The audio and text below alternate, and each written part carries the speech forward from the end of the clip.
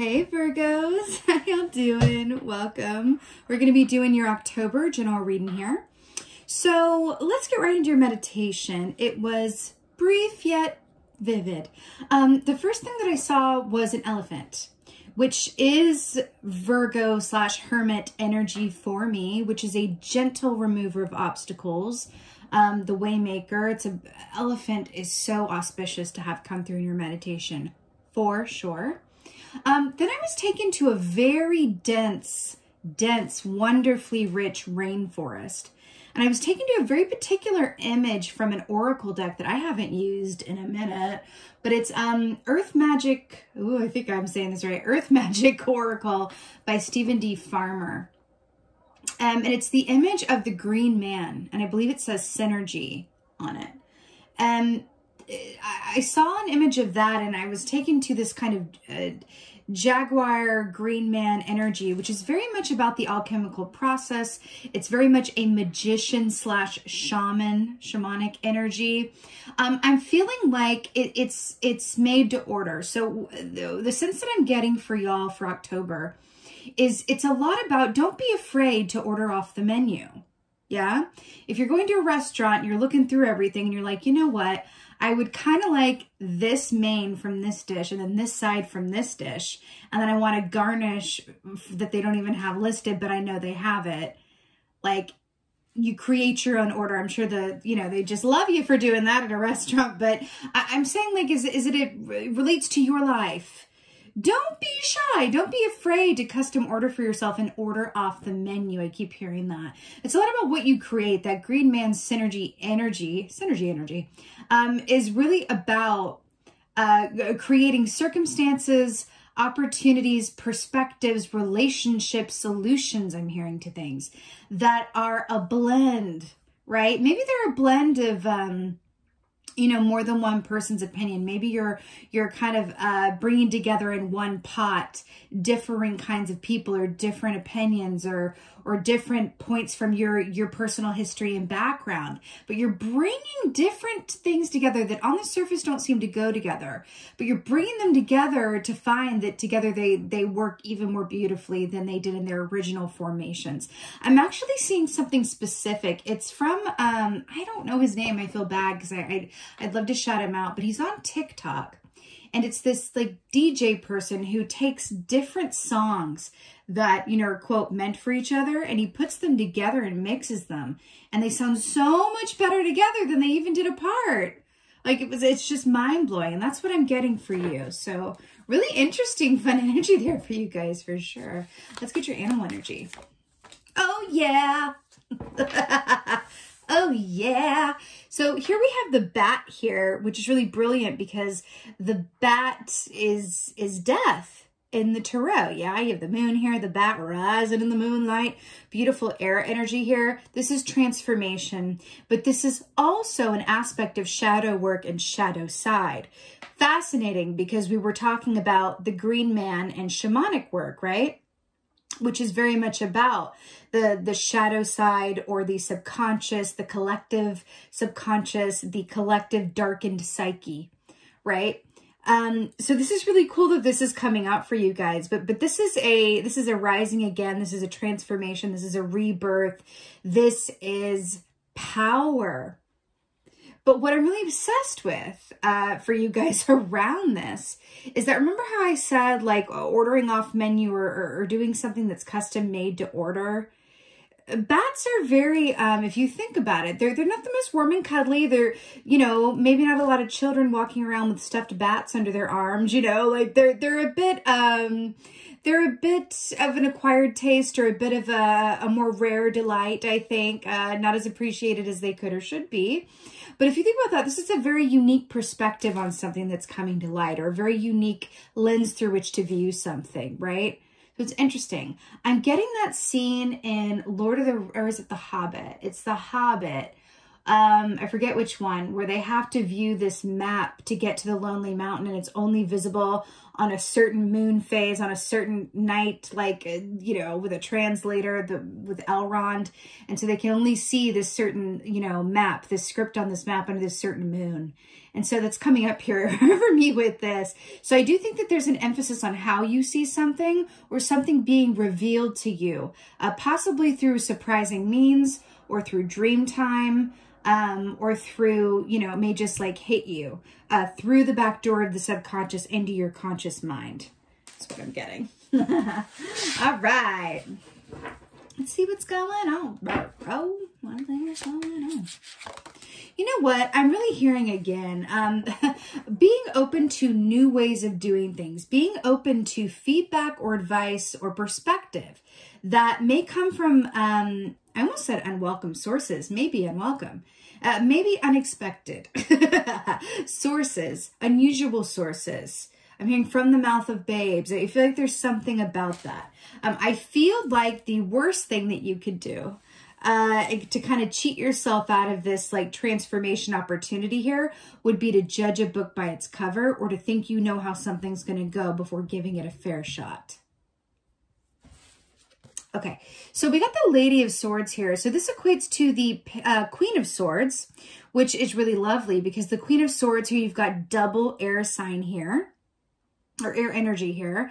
So this is Gemini, Libra, Aquarius, right? This rules the realm of the mind. Now the Queen of Swords has high discernment, high discernment. She's also the master editor, right? She's really good at editing out within her own mind space, right? What belongs there and what is of the past, right? What belongs there and what is just kind of mind noise meant to distract, right? There's something about that. What's interesting is that this bat energy here with the death energy, and then we have Queen of Swords, it feels like a big editing system or going through a process of, you know, taking things away, right? Remember that alchemical aspect of it, taking things away, adding more of this and less of that.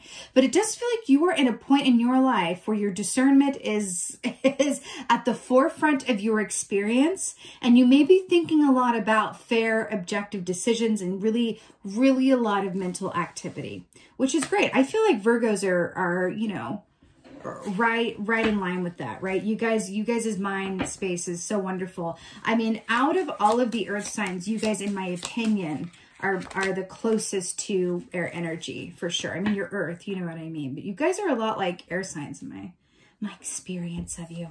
So here we have the moon. So, okay, seeing some commonalities here with the moon. So this is really brilliant. So this is Pisces energy here. But what's really beautiful about this is coming up in this context, we're talking about the way in which you view things.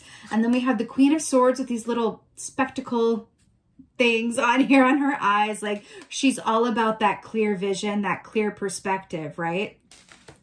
And then you've got the moon here, which is about how things appear through the subconscious realm, right? Through the intuitive realm. Now, this also represents the unknown, right? What lies on the other side of something that it remains to be seen. Now, what I'm really obsessed with about this is, do you see this? Can you see that? Do you see this house here? I don't know why someone would build a house right on the ocean like that with no buffer at all, but, you know, live. I guess it's a risk worth taking depending on how you look at it. So there's a house here and the waves are crashing up on this house, right? They're about to have to evacuate. Right? That feels like there is something that is changing within your foundation or the foundation of your circumstances. Literally, the foundation is shifting. And I do feel like it's related to something that leads to the rebirth or a complete new chapter of something else. This feels majorly transformational, yeah? Majorly transformational.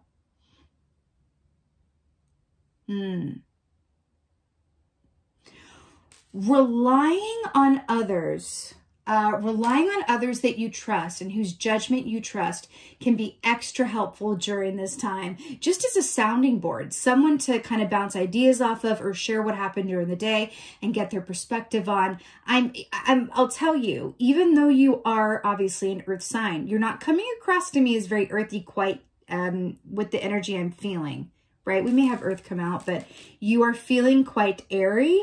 Quite in the ethers, as it were. And so I'm hearing that good grounding, people that have grounding influences on you are going to be incredibly helpful. Now, it's not bad, it's not negative, it's nothing like that to be in more of an airy energy. It just means that your mental space, everything that's going on, it's a time of transformation and metamorphosis. So in times of great change, right? Sometimes when we feel our foundation shifting, we're really moving into a new energy, new chapter, new perspective, whatever that is, new aspects of ourself are coming to light, whatever that is for you.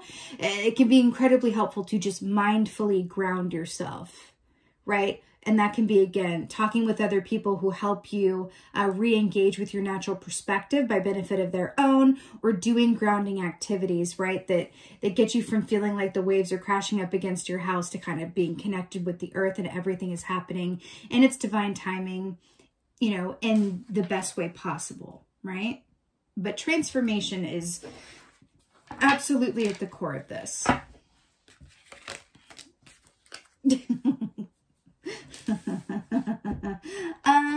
Okay, so here we have the Spirit of Cups. So this equates to the Knight of Cups. Now, is that not a butterfly? And we're talking about metamorphosis and transformation. Hello. So, right, we have more water here. So far it's air and water, really, with the major arcana of the moon. It's really interesting. Because if you look at how this is depicted, well, first of all, Knight of Cups traditionally is connecting to work and or relationships that are emotionally fulfilling, but very emotion forward, right? Which means it can be kind of changeable or movable or feel a bit intense, like the crashing of the waves, right? A little bit. But this is really interesting how this is depicted here in this deck with the Knight of Cups, because this shows someone in a proper chrysalis, right? Chrysalis slash, you know, cocoon is for moths. So this is really brilliant how this is coming across. We were also just talking about ways in which to connect with your grounded self, or with the earth, or with activities or people, places, things that help you ground in, because you're feeling what with this air energy here, like really up, you know, out of the earth and into your head, kind of in the upper spheres, like just briefly. Because I feel like you guys are really air signs right now. So let's talk about air energy, okay? Air signs, you know, everything has a light and shadow side, right? And I feel like you have equal access to both shadow and light of air energy for this month. So on the light side of air energy, right? Wonderfully creative, inventive thinkers, right? They are the inventors. Air signs are associated with invention, problem solving, just really, really strong intellect. They really have a way of seeing things that can really change the world for the better, right? But the shadow side to air energy, great communicators, the shadow side to that is that sometimes all of that heady action never comes into quite physical, you know, actualization. It never goes from an idea into the 3D, right? It's like a lot of great ideas, and sometimes the follow through isn't there sometimes, right? And I feel like for you guys, the fact that like there's this butterfly and this person is clearly grounding in through a period of great change and metamorphosis, I feel like it's all the more reason to take this time to kind of reset yourself as needed and connect in. What I'm getting with this is connecting in with people, places, and things and activities that truly nurture you. Because here's the tea, even when we go through times that are, you know, change heavy, like the death here, right? That's an intense scorpionic energy. And when we go through big change, it doesn't even matter if it's the best change in the world, it's what we've always wanted and it's finally happening. It doesn't matter. It's still intense. Change is intense. Even when it's for the better, it's intense. Even when we're really happy and thrilled about it, it's still intense. Because as human beings, right? Our relationship to change is a bit fraught, especially considering where as a collective we've been in the past, you know, year and a half, almost 2 years, I guess, in a little bit, but year and a half, right? So I feel like there's an aspect of re-examining. Take the time to re-examine your relationship to change, right? What's your relationship to it, right? Can you go on a date with your relationship to change? And that's actually, I'm not to be funny, but I think there's something in what I just said. So when you come from curiosity as opposed to judgment, you are able to access a wealth of information that you otherwise could not. Judgment is very limiting, right? So what do I mean by that? I mean, let's say that you are going through a period of change in whatever form this takes, right? Internal, external, both, relationship, work, whatever have you, right?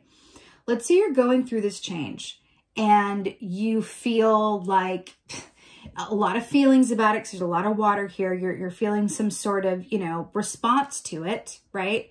Oh my God, the Scorpion's at the bottom of this deck and we have the death energy here with the bat. How crazy is that? It was staring at me this whole time. And you're feeling a lot around it and going, oh, I don't know, I'm having trouble. Or, oh, it's a lot of change. I feel this. Oh, it's uncomfortable.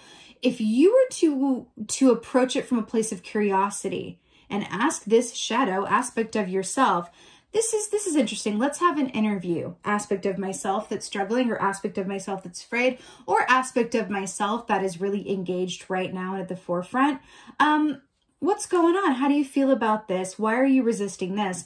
Why did you react that way when that person said this thing earlier? What was that about, do you think? Instead of going, you know, oh, why did I say that? Or, oh God, why did they say that? Come at it from a place of curiosity and interview yourself this month. Interview yourself, even with the help of a friend or a loved one, right? Really talk it out. Really be in a place where you can come from a place, like I said, of curiosity with good intention, as opposed to, you know, judgment, which, again, is very limiting and it's quite unnecessary, very human, but unnecessary and inhibiting in terms of our personal growth. Okay? But the change is at the forefront of this reading for this month. I also want to say too, like, I do feel like there's a nice energy around it as well, because we are talking about October. It is the month of Samhain or Halloween. And we have the bat here, which is an iconic Halloween figure. So I kind of like that as well. I do feel like there's a certain auspicious element to that as well, because this does feel empowered at the same time when we're talking about, you know, shamanic energy and the alchemical process and the green man and synergy. That is a lot of power, right? So it does feel inherently charged, but in a great way. So to clarify the Queen of Swords, we have the Seven of Pentacles. Now here you are coming up in your reading as Earth energy, and you are expressing yourself through the lens of patience. Now this is ironic because Virgo, and of course not all Virgos are the same, but what I'm feeling with this around change is sometimes, you know, Virgos, but air signs in particular, can be quite impatient when it comes to change or manifesting things that they want yesterday, right? So Seven of Pentacles, this is trusting that the seeds that you've sown will bear fruit. I'm hearing don't put the cart before the horse. Allow yourself through this editing system or through this mental activity, through this change, through this aspect of making cuts and edits and whatever this is for you, to allow yourself again to ground in, but trust the process is what I'm getting. Trust this process, this bat process, this death process, this foundation moving and reforming process, this chrysalis process, right? Trust the process. And back to this, you cannot rush metamorphosis, right? You cannot rush through the goo phase. That ain't it. Look at her looking like Neo in her pod from the Matrix. You can't force it. Why would you want to? You're going to come out of here with, like, you know, missing parts that you need. So there's something to that as well, okay? It's really understand that everything is happening as it's meant to with an organic timing, right? Yeah, he doesn't look overly pleased about how long that's taking, right? All right. Ooh, Knight of Cups again at the bottom of this deck. Brills. Okay. Let's get a clarifier for this moon. It's interesting. You have two major arcana so far, and they're death and the moon. Ooh, you got a Tharwa. Yes, you did. And you got my favorite hello and goodbye. It's the High Priestess. Now, she is the feminine form of the shaman or the magician, right? The shaman is the same as the magician. So, and this is like some serious stuff. Here you have the moon again, the moon. So the moon is coming up, what is the third time in your reading? That's really something else. So let's talk a little bit more about the moon. So first of all, the High Priestess is about accessing your subconscious, or there's darker realms of yourself and or others that are only accessible through the subconscious or intuitive spheres. Right? So what does that mean? That means that it's about an inner movement and stillness here and kind of looking inward. Now, this is sort of echoing what I just said about approaching things that come up or yourself from a place of curiosity over judgment. Curiosity feels very much like the moon to me because the moon is mysterious. It's a mystery, right? And let's take this quite literally. Like when we talk about moon energy, like, you know, crazy things happen during the full moon and it's all, you know what I mean? Like the crazies come out during the full moon.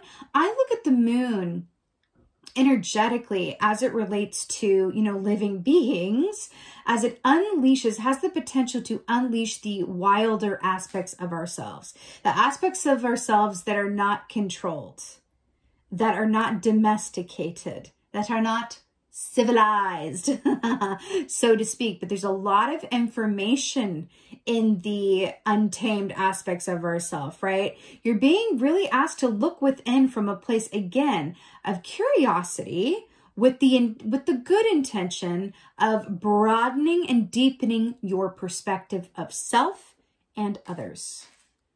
Okay, it does feel like this big change does have something to do with the broadening of perspective. But also there's something that I'm taking it literally. There's something that you're sitting on that feels just really powerful, really, really charged. It feels like you are going into a time. Listen, I'll tell you this. I have found that when you are moving into something that is truly transformative and you're starting a new chapter, or you're in a new chapter and there's a lot of newness going on or changes that need to be made, a lot of the times this editing energy will come forward and invite you. It's kind of like 8 of Cups ish kind of energy where it's inviting you to kind of go, okay, there are certain things within and or around you that are not a complete match or fit to this new energy that's coming in, or new opportunity, or new reality, new you, whatever that is. So we're inviting you to kind of look at these aspects of yourself or your circumstances and go, with the Queen of Swords here, is that the best fit? Does that shoe still fit? Let's take out all of our shoes. Let's order off the menu and take this bit that does work, and then we'll leave this one out. We'll take this one from over here and we'll bring them all together, right? Like, let's say, for example, you're starting a new job and you can take aspects of different jobs that you've had before and go, oh, I learned how to do this at this job. I can use that here. I learned how to do this at that internship that somewhere I was 16. I could take that and put that into this, right? I feel like you're making your own brew, right, of what's working for you in the context of a greater change. And also sharpening your vision. I'm hearing sharpening your vision. Knight of Cups, sharpening your vision. Interesting. Oh my God, you're not ready. 2 of Swords. I literally just said sharpening your vision, and she's literally holding sharp swords with a blindfold on. And the moon here as well. That's really, really funny. Okay. What do these 2 ladies have in common? Well, their vision is obstructed, one because she's asleep and the other one because she's got a blindfold on. So there's that. Again, how you see things, your vision, right? What else do they have in common? Okay, the one's like lying down and the other was seated. So there's this aspect of stillness as well. Let's talk about 2 of Swords, right? Let's talk about 2 of Swords. 2 of Swords is such a beautiful energy, but it can be frustrating because it's a bit like, what are you trying to tell me? Right? 2 of Swords is marrying together the heart and the head for conference and taking information from each and incorporating them both. I have to say, it feels like there's such a greater emphasis on what your head has to say for this month. You are being invited to incorporate your emotions, your intuition with the Moon and the High Priestess. These 2 keys are all about your intuition. Do not discount, incorporate more. Also, keep in mind that October is a very energetically ripe time to delve into your intuition, darling. And we're going into the darker time of year. This is right in alignment with this energy for you. So I'd say all you really need to do, or not do, you do you, but it's really work with the energy that's already there for you, right? Work within the season that you're in. Work within the energy that's before you, that's accessible, right? I'm also hearing, again, along with the grounding yourself and taking time, please take time to slow down and be where you are at any given moment. You can overdo it, right? And kind of get to a point where it just feels like, oh my God, I really have done too much.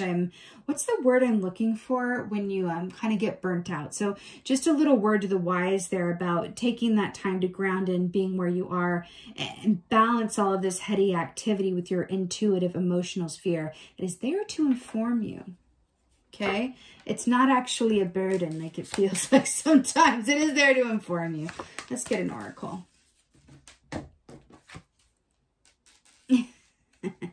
Okay, so we got the well watcher here, some water here.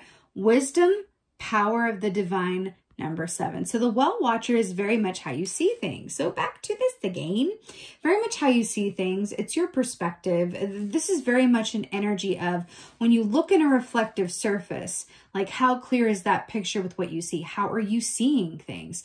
Are you seeing yourself to your greatest, through the lens of your greatest potential, or are you seeing yourself through your own, self-perceived limitations? Now that also goes to your outer circumstances, your relationships, your relationship to money, your relationship to your intuitive self, to the past, I'm hearing, right? It's very interesting. But again, we have this owl, right? Landing on this lady's shoulder here, this young youth's shoulder here. The owl is very much moon and high priestess energy. It's associated with both of those energies, which says, what can you see more clearly about yourself and others? Now, what's really interesting too is it's night and day and night and day and night and day. You're being invited to embrace the nighttime, the subconscious, pay attention to your dreams, and really allow yourself to observe yourself, right? Through the lens of curiosity, but also incorporating your intuition in order to decipher what you observe. Okay? Your way in is through that mental realm of curiosity, right? Be Sherlock Holmes about it. But the key to decode what you find is through your intuition, which can only be seen under the light of the moon. That's the map, like in The Hobbit. This is really lovely, Virgo. I have to say, it does feel a bit mysterioso, which I don't hate. But just saying, I do think that it might be very apt for you guys as well to give yourself a time and space in the quiet without a lot of outer stimuli, because I think that there are intuitive insights and epiphanies and ideas and problem-solving moments and realizations that want to come through for you that can only really come through when you're in a place of stillness or quiet or during the downtime. So all the more important, 'cause you don't want to miss that, as they come through for you. Okay. All right, Virgos. Here we go. This was your October general reading. I so hope this helped and resonated. Would you do me a huge favor? This is my second reading back since my hiatus, and I would love to know what you guys are up to. Please holler at me in the comments. Tell me what y'all been up to. Are you looking forward to October? Is it your favorite month too? Because it sure is mine. Let me know how you guys are doing. It's really good to be back with you. Like I said, I really love reading your comments. So definitely talk to me. Tell me what's going on. And with that being said, just thank you. Thank you so much for being here, for all of your continued support. And as always, and most of all, just thank you for being you, and be well. Until next time.